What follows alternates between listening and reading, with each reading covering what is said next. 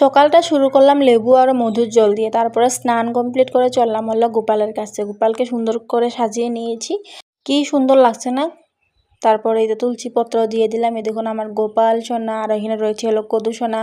দুজনকে সাজিয়ে গুজিয়ে তারপরে ঠাকুর দিয়ে নিয়েছি, আম খেয়ে নিলাম। তারপরে চললাম হলো বিকালে একটু ঘুরতে।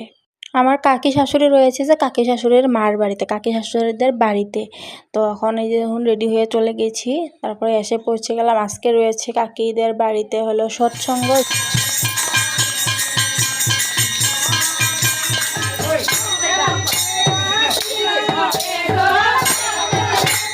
এখানে সবাই ধামাইল দিচ্ছে, কাকি আমাকেও বলছে যাও ধামাইল দাও। তারপরে চললাম আমি।